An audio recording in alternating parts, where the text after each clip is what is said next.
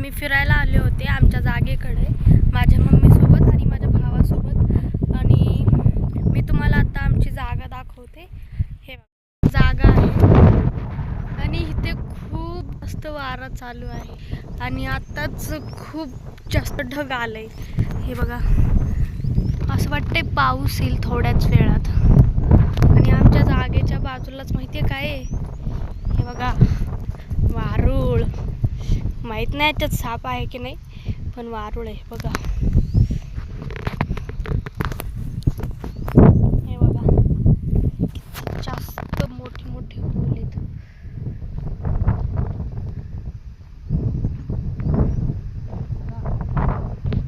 हे बघा, खूप मोठे मोठे होल आहे. शायद त्याच्यामध्ये साप असू शकतो.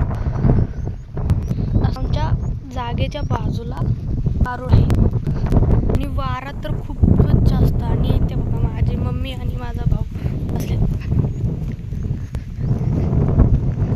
माझी मम्मी झोपली. हे हाय कर.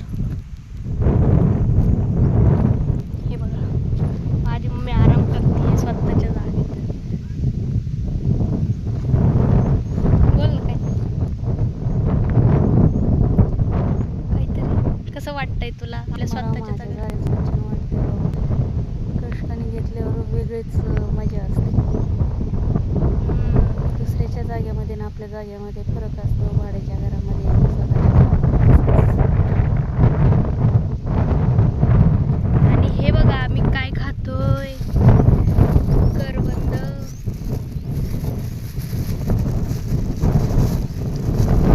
हे बघा, खूप वारा असल्यामुळे पिशवी हे होत. हे बघा, करवंद खूप टेस्टी आहेत या करवंद खायला. आणि हो, हे बघा, एक छोटं वारूळ आहे बघा, माझ्या मम्मीच्या पायथ्याशीच आहे. आणि तिकडे बाजूला ऊस लावलाय शायद कोणीतरी. हे बघा, खूप मोठी प्लॉटिंग आहे आणि इथेच माझ्या मम्मीने प्लॉटिंग घेतलेलं आहे.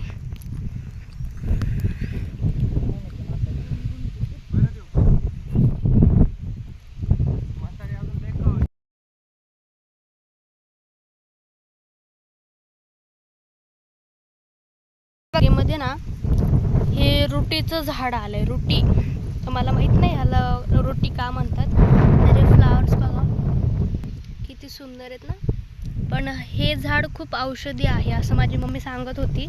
कुठं जखम झाली किंवा असं लागलं वगैरे तर त्याच्यावर लावतात शायद. असं हे रुटीचं झाड आहे.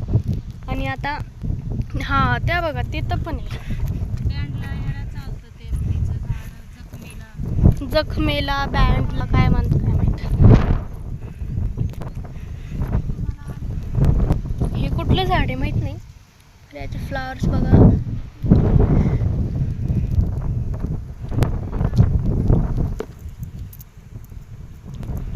सुंदर आहे.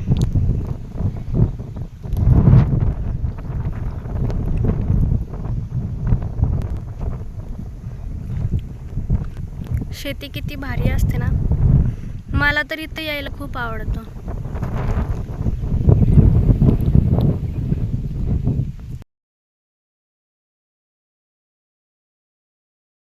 झाडाला ना एक फळ आलंय.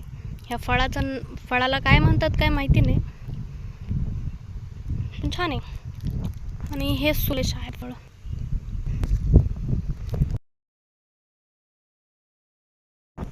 आणि वारा एवढा भयंकर चालू आहे ना बघा, केस किती उडतायत. खूप जास्त असतो.